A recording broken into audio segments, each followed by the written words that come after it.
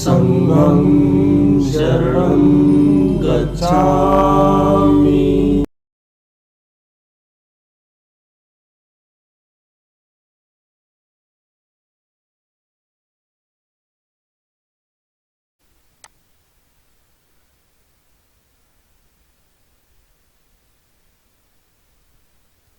तो अब हम डिस्कस करने वाले हैं हमारा नेक्स्ट क्वेश्चन, जो कि है फ्यूरियस 5। इस क्वेश्चन में हमें ये बोला हुआ है कि हमें ये सिग्मा एफ ऑफ एक्स निकालना है जिसकी वैल्यू ग्रेटर देन एन हो, और ये जो एक्स है ये 1 से p तक जा सकता है। हमें p की मिनिमम वैल्यू बतानी है जिसके लिए ये कंडीशन ट्रू हो।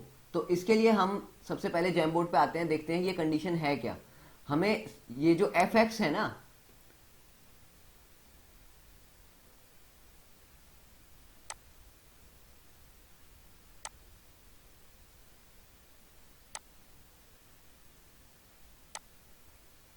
तो हमें एफ एक्स की वैल्यू जैसे बोल रखी है, एफ एक्स क्या है, it is simply the number of times, it is the number of times this x is divisible by 5। तो जब तक हमारा ये x डिवाइड होता रहेगा 5 से, तो वही नंबर ऑफ टाइम्स क्या होंगे, हमारे एफ एक्स की वैल्यू होगी। जैसे हम ये एग्जांपल को देखते हैं, हमें क्या बोला हुआ है कि एफ ऑफ 250 क्या होगा। तो 250 को सबसे पहले अगर हम 5 से डिवाइड करेंगे तो हमारे पास क्या आएगा, 50 आएगा।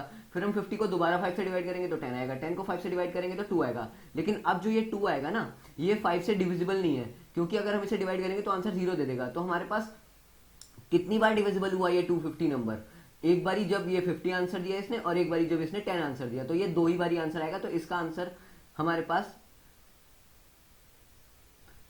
पास कितनी बार डिविजिबल हुआ ये, तो एक बारी डिविजिबल हुआ जब इसने आंसर 50 दिया, एक बारी डिविजिबल हुआ जब इसने आंसर 10 दिया, और एक बारी डिविजिबल हुआ जब इसने आंसर 2 दिया। तो हमारे पास ऐसे ही इसका आंसर 3 आ जाएगा, कि हमारे पास ये जो 250 है इसको हम 5 से 3 बार डिवाइड कर सकते हैं, समझे। तो अब हमें क्या करना है इसमें, और इसके बाद हमें जो आंसर बताना है ना, हमारे पास ये जो वैल्यू आएगी सिग्मा एफ ऑफ एक्स, मतलब हमें जैसे एफ ऑफ 1 एफ ऑफ 2 से लेके एफ ऑफ एक्स तक जाना है। इस केस में मतलब एफ ऑफ पी तक जाना है। पी हमारी मैक्सिमम वैल्यू हमें बतानी है, जिसको कि अगर हम कैलकुलेट करें ना, अगर हम ऐड करें तो इसकी वैल्यू जो है एन से बड़ी आए। हमें पी की मिनिमम वैल्यू बतानी है इस केस में, क्योंकि मैक्सिमम में तो हमेशा ही आएगी। हमें मिनिमम वैल्यू बतानी है कि हम कम से कम कितनी ले, कि हमारी जो ये एन के है ना, ये हमारे पास सम मिला के सारा एन से बड़ा हो जाए या उसके बराबर हो जाए। तो अभी अगर हम इसको देखें कि हमारे पास, अगर हम जैसे एफ ऑफ 1 देखते हैं, तो ये तो सिंपली हमारे पास यही आ जाएगा। मतलब जैसे अगर हमने 250 निकाला था, तो 250 तो हमारे पास 3 ही बार डिवाइड हुआ।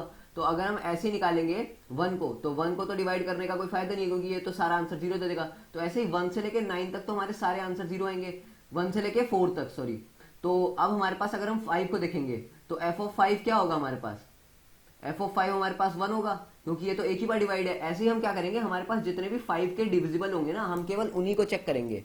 मतलब हमारे पास ये देख लेंगे कि हमारे पास जो नंबर हमने जैसे कैलकुलेट किया है ना, मतलब हमारे पास जैसे हमने कोई भी वैल्यू ली, जैसे मिड की, अगर मान लो मिड की वैल्यू ली हमने ये 250, ठीक है ना, तो हम ये देखेंगे कि ये 5 से कितनी बार डिविजिबल हो रहा है। तो अगर हमारे पास ये डिविजिबल जो हो रहा है ना, हम इसको प्रीवियस हमारे वेरिएबल में ऐड करते जाएंगे, और अगर उस वेरिएबल की वैल्यू ग्रेटर देन एन हो जाती है, तो हम बोल देंगे कि हाँ हमारे पास ये जो मिड है ये हमारा आंसर हो सकता है, ठीक है। तो हम सबसे पहले बाइनरी सर्च लगाएंगे क्यों, हम ये समझते हैं। हमारे पास ये जो नंबर दे रखा है ना, ये हमें भी ये बोल रखा है कि हमारे पास, हमें ये जो x की वैल्यू है ना, ये 1 से लेके p तक जा सकती है। तो हमारे पास जो लोअर लिमिट है वो तो हमें 1, ये पता चल गई 1 है। हमारे पास हायर लिमिट जो है ना, वो n की दे रखी है, जो कि कंस्ट्रेंट्स में गिवन है, ठीक है। तो हमारे पास ये पता चल गया कि हमें जो सर्च का हमें दे रखा है ना रेंज, वो हमें 1 से लेके n तक पूरी लगानी है, जिसमें कि हमें ये x की वैल्यू फाइंड करनी है, जिसका कि सम हमें ये greater than equal to n मिल सके, ठीक है। इसमें से p की वैल्यू बतानी है। तो हम क्या करेंगे, हमारे पास हाई भी है, हमारे पास लो भी है, हम इसमें से मिड निकालेंगे। फिर हम वही करेंगे जो हम हमेशा बाइनरी सर्च में करते हैं, कि हम मिड की वैल्यू कैलकुलेट करेंगे। इस केस में हम ना ये चीज करेंगे जो मैंने अभी समझाया था, हम ना मिड की वैल्यू को डिवाइड करते जाएंगे 5 से, और 5 से तब तक डिवाइड करेंगे जब तक हमारे पास ये जो डिवाइड करने के बाद है ना, पूरा लेस देन इक्वल टू 0 ना आ जाए। मतलब जब तक ये मिड बाय 5 डिविजिबल हो रहा है, तब तक हम क्या करेंगे, इसको डिवाइड करते जाएंगे और हम अपने वापस से मिड में स्टोर करते जाएंगे, मतलब mid is equal to mid by 5 करते जाएंगे हम, है ना। और उसके बाद हम इसका भी क्या करेंगे, एक काउंट रखते जाएंगे, ठीक है। और जैसे हमारे पास ये आंसर 0 मतलब या 0 से छोटा हो जाएगा, वैसे ही हम क्या करेंगे, बाहर निकल जाएंगे और हम ये देखेंगे कि हमारे पास अब जो f की वैल्यू आई है, क्या हमारे पास ये जो वैल्यू आई है n से बड़ी है। अगर n से ये बड़ी हो जाती है तो हमें इसकी मिनिमम वैल्यू निकालनी है ना। तो हम क्या करेंगे, एक तो हम इसको आंसर में स्टोर कर लेंगे, जो हमारे पास पॉसिबल आंसर हो सकता है। मान लो जैसे हमने आई का आंसर रख लिया, हमने इसमें मिड को स्टोर कर लिया, ठीक है। फिर हम ये देखेंगे कि हमारे पास इससे छोटी वैल्यू भी तो हमें निकालनी है, तो हम क्या करेंगे ना, हम अपने हाई की वैल्यू को अपडेट कर देंगे मिड -1 में। तो हमने अपने हाई की वैल्यू को अपडेट कर दिया मिड -1 में। और फिर हमने क्या किया, अगर हमें मान लो जैसे ऐसा केस आ जाता है कि हमारे पास ये जो f की वैल्यू है ये छोटी आ जाती है n से, तो हम क्या करेंगे, हम अपने आगे मतलब नेक्स्ट वाले उसमें जाएंगे x में। तो उसको जाने के लिए हम क्या करेंगे, लो की वैल्यू को अपडेट करेंगे किस में, मिड +1 में। तो बस यही करना है हमारे को, एक तो मिड की वैल्यू को और एक तो लो की वैल्यू को और एक तो हाई की वैल्यू को बस अपडेट करते जाना है इस रिस्पेक्ट में कि हमारे पास f की वैल्यू उस टाइम पे सम करके क्या बन रही है। तो बस यही छोटी सी अप्रोच है। अब इसका हम कोड देखते हैं क्या बन सकता है।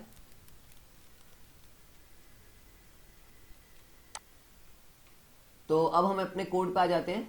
हमने सबसे पहले क्या लिया, हमने अपनी मैक्सिमम वैल्यू ली, हमने टेस्ट केस इनपुट लिए। फिर हमने क्या किया, हमने लो को 5 अपडेट किया।